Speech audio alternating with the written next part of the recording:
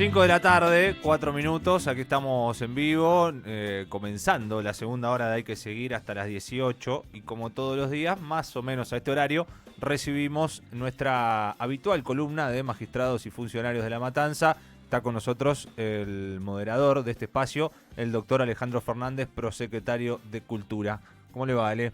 ¿Todo bien, ustedes? Muy bien, gracias Bien. por estar, por acompañarnos como siempre y por traer una invitada. En este caso es la doctora Leila Débora Sadir.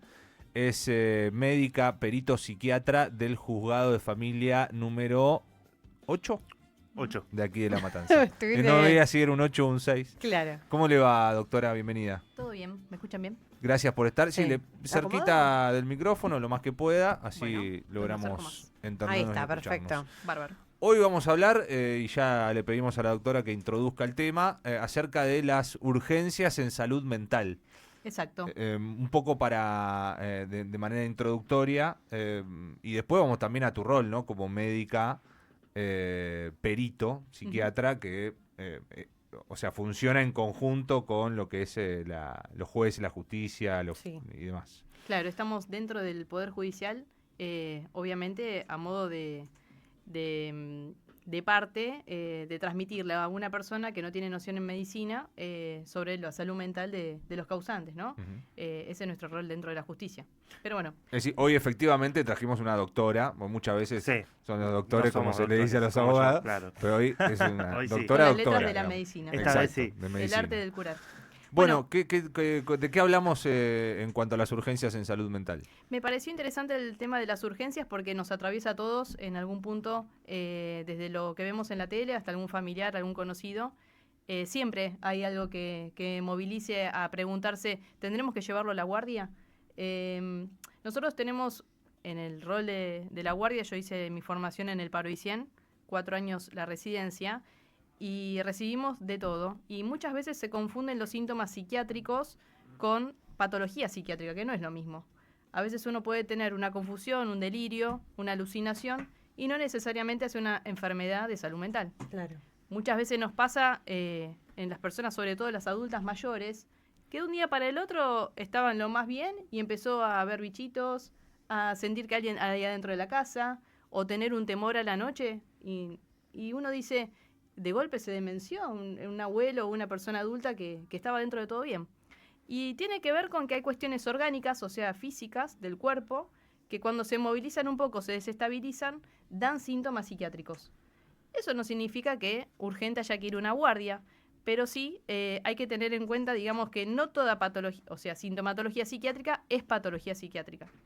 De las más conocidas para nosotros, en lo que es guardia de salud mental, están las grandes descompensaciones psicóticas, que son los pacientes que sí tienen una pérdida de la realidad importante y aparece la excitación psicomotriz, con la alucinación, con un delirio armado tal vez, la confusión, ¿no? Y la agresividad que Es lo que uno conoce como el brote. el brote psicótico, Ok. tal cual.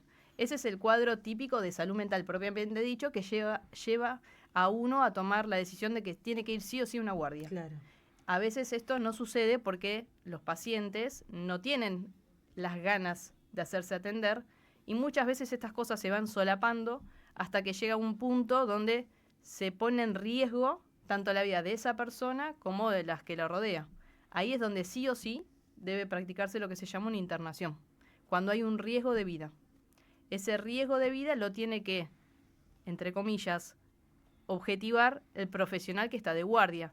No pasa a veces eso porque no llegan a la guardia, pero un médico de domicilio, a veces la policía misma se logra dar cuenta de esta situación de riesgo y llama al 911 y viene la ambulancia y es evaluado, pero donde uno esté tiene que dosar riesgo. La ley de salud mental actual nos obliga a que el riesgo cierto e inminente es el que determina si una persona se ingresa o no se ingresa. ¿Quiere o no la persona?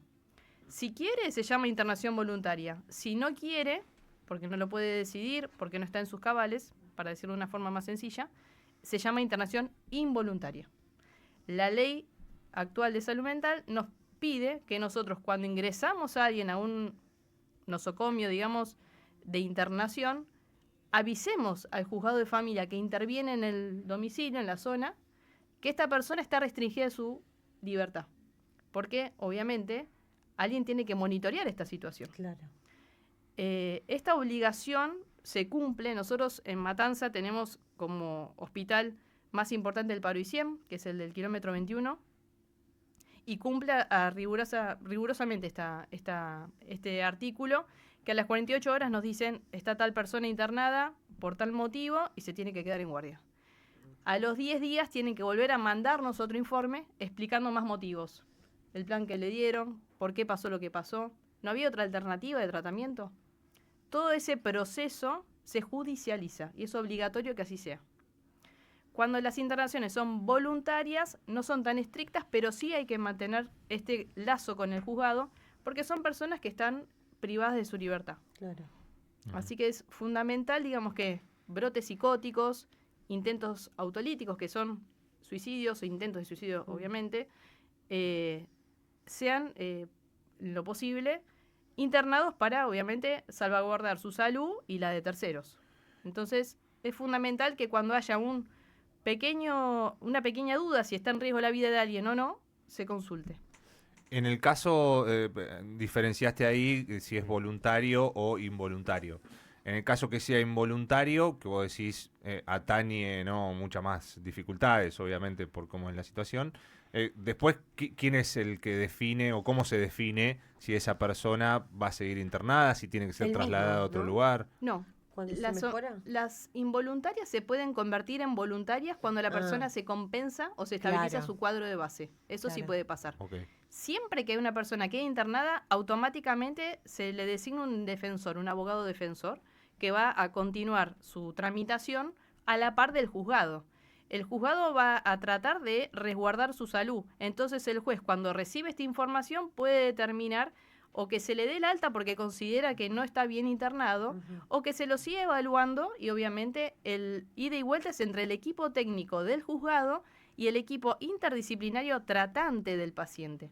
Ese equipo que tiene que tener psiquiatra, psicólogo, trabajador social, etcétera, es el que el día a día nos tiene que decir, nos parece que está mejorando o nos parece que cada vez está peor, hay que rotar el plan o lo que fuera.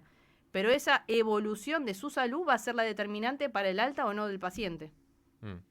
En cuanto a esto, creo, ya te dejo, Ale. Sí, sí, sí. Creo que fue un gran debate en los últimos años la legislación en cuanto a salud mental, porque vos lo que estás mencionando es, y aclaraste, ¿no? La ley actual, que es una ley que tenemos ya hace muchos años, y se estaba discutiendo o debatiendo si es que eso había que cambiarlo. Creo que uno de los puntos era justamente esto de la voluntariedad, ¿no? de ser internado, que viene el debate generalmente se da cuando ocurre un hecho Sí, de hecho, me acuerdo relevante que toma el de conocimiento Chano, ¿te público, acordás? ¿no? O el de Chano, Que había o, sucedido algo similar, Sí. ¿no? o algún ataque recuerdo En la a algún calle. efectivo policial, ¿no? Eso que no se sabe tampoco cómo actuar.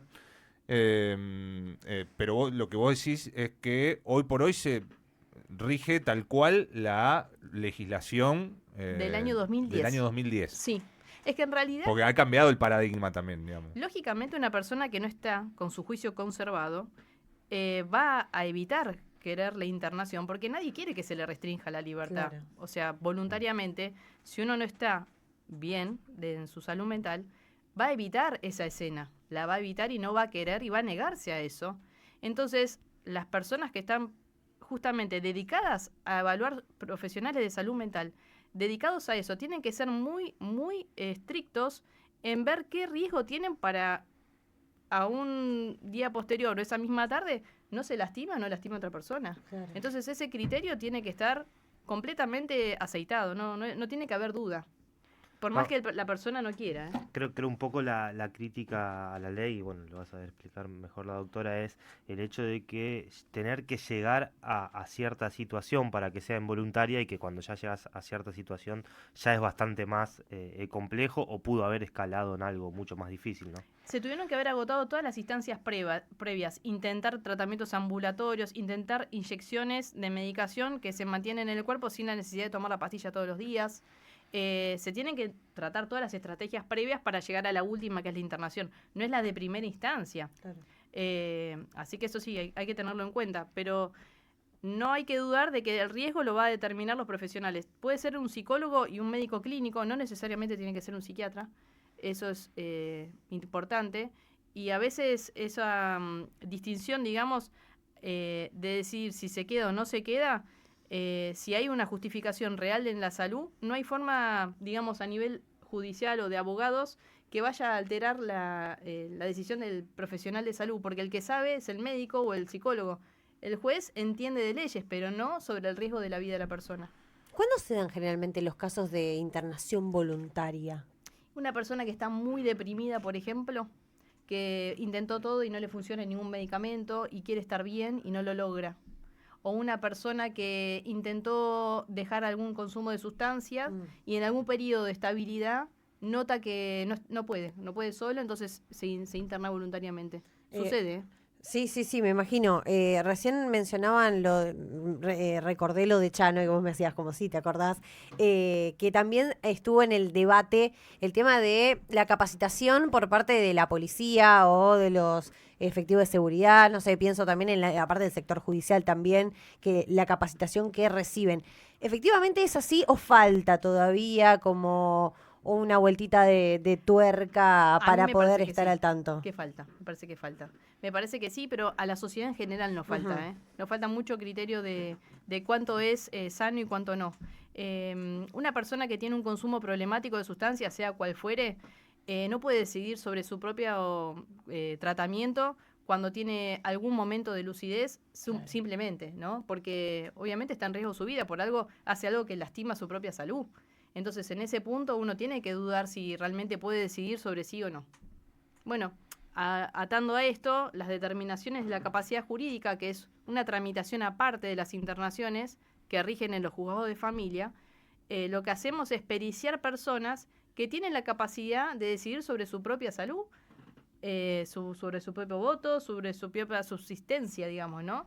Esas pericias se hacen habitualmente en personas que también tienen consumo, no solamente personas con alguna debilidad mental, como se llamaba antes, como un retraso madurativo o una esquizofrenia, una psicosis, sino personas con consumo de sustancias que también debilitan su capacidad de distinguir la realidad. Estamos hablando con la doctora Leila Débora Sadir, ella es médica, perito, psiquiatra del Juzgado de Familia número 8 de aquí de La Matanza. Y vos como médica, perito, ¿cuál sería tu rol? ¿Determinar cuál es la situación de esta persona? Exactamente.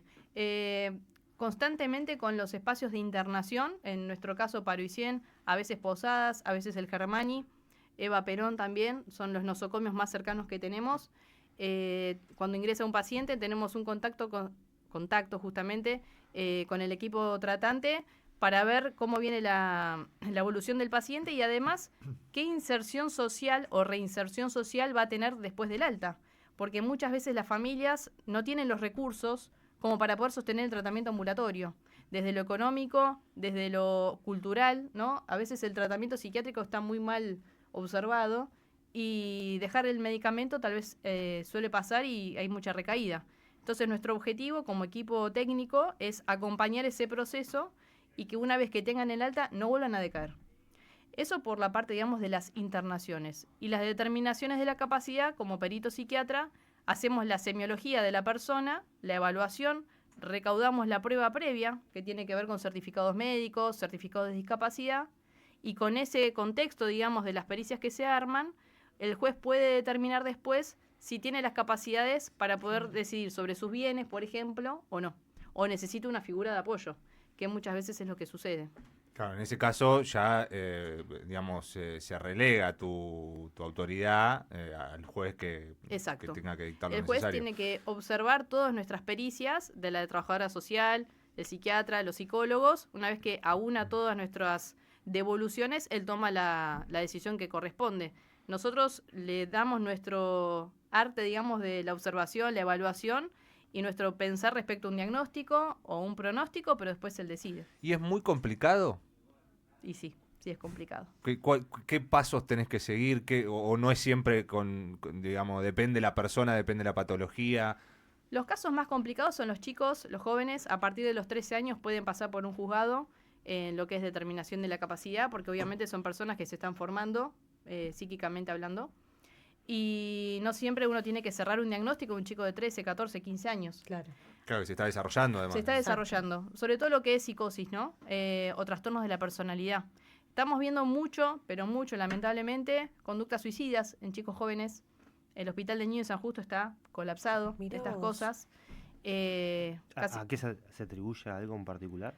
Yo entiendo de que hay una suma de cosas, hay una pérdida, digamos, de obligación a nivel educativo. Muchos chicos no están teniendo, digamos, la continuidad educativa que tal vez uno quisiera que tengan. Hay mucha droga y la suma de ambas cosas hace que estén mucho en la calle. Y la verdad que terminan muy mal, muy mal.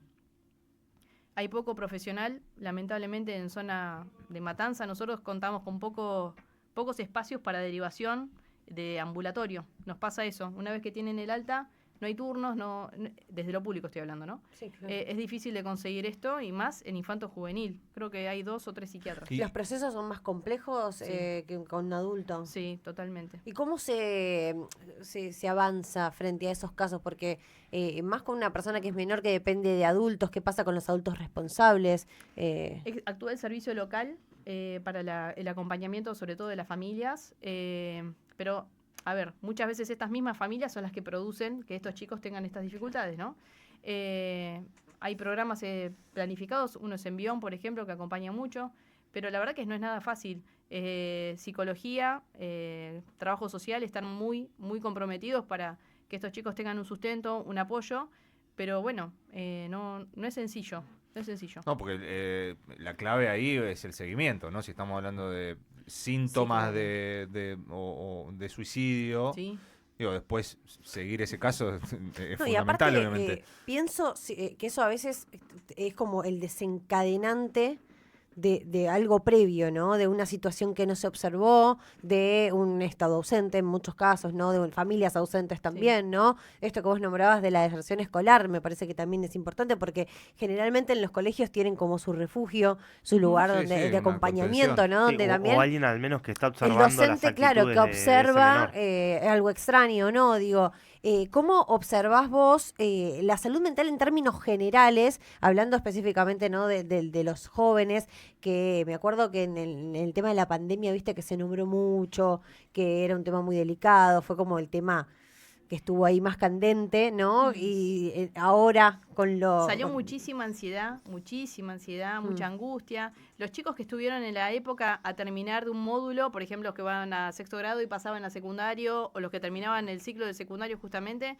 son los que más la padecieron, me parece, esta restricción de estar dentro de la casa, la sociabilidad hacia la persona. Entonces surgieron un montón de trastornos de ansiedad y de angustia, con pánico, con un montón de tratamientos que antes no pasaban. Esto fue único, lo de la pandemia. Y todavía tenemos las consecuencias, porque hay mucha gente que todavía continúa tratamiento después de eso. Por el haber estado un año y pico, prácticamente sin sociabilidad, sin trabajo, sin una salida, digamos, social. Ya estamos terminando.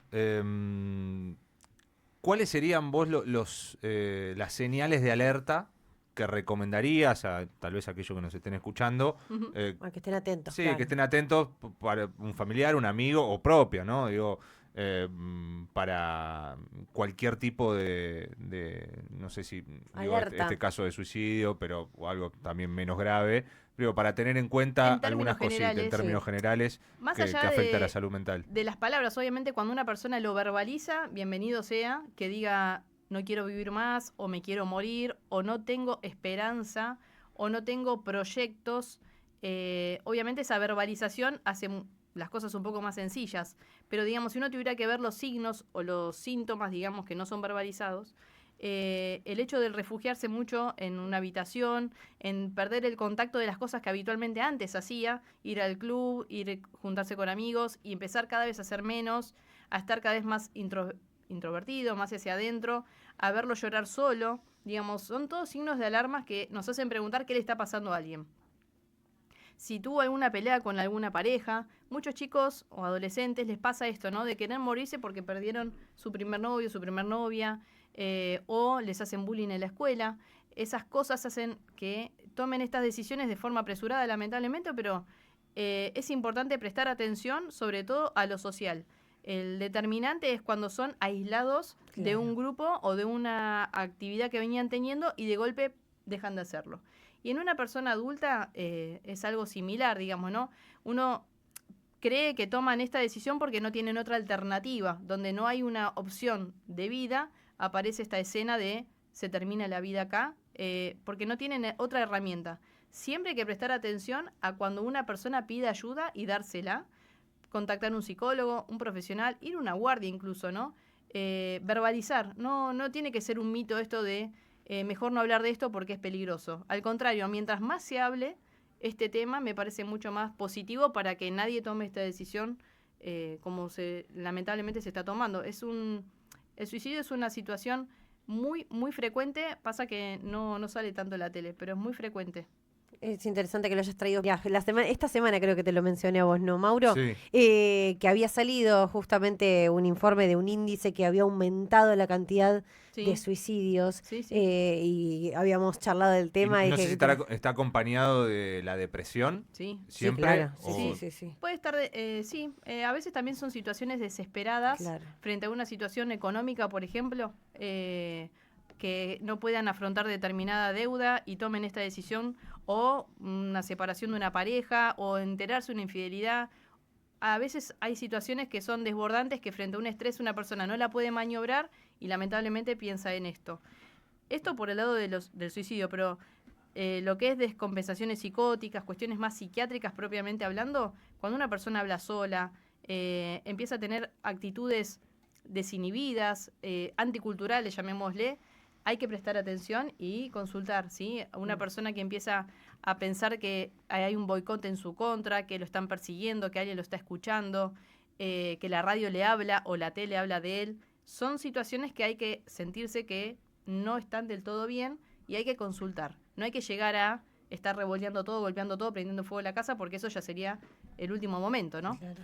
Lo último, Ale, dale. Sí, por un tema que se está empezando a charlar, no sé si esto ya llegó a los juzgados, pero esto de que, sobre todo en adolescentes, está empezando a crecer lo que es el vicio del juego por las apuestas online. Terrible. No sé si esto ya se empezó a manifestar, si lo empezaron a ver. En el juzgado no nos ha pasado, pero Ujú. todo lo que está lamentablemente la publicidad de la apuesta online con el alcohol y el fútbol pegado, ¿no? Ujú. Es como que te venden todo junto y El si pack. no participás, sos un tonto, un nabo, no entendés nada. Está fuera del sistema. Tal cual. Y como así otros chicos han hecho cosas por TikTok que lesionaron su vida, como asfixiarse, a ver hasta cuánto aguantaban, bueno, pasa lo mismo. El adolescente se pega a la moda y lamentablemente hay modas que son muy destructivas, antisanas.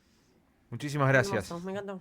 La doctora Leila Débora Sadir, médica perito psiquiatra del Juzgado de Familia número 8 local, hablando de estas urgencias en salud mental y tantos otros temas que hemos derivado, así que te agradecemos Gracias por la invitación. a ustedes. la invitación que la propone el doctor Alejandro Fernández, prosecretario de Cultura de la Asociación de Magistrados y Funcionarios de La Matanza. Gracias, Ale. No, gracias a ustedes. Como siempre, dejame leer una cosita chiquita que la gente pueda acercarse. Vieron que siempre hablamos de las defensorías oficiales locales. Sí.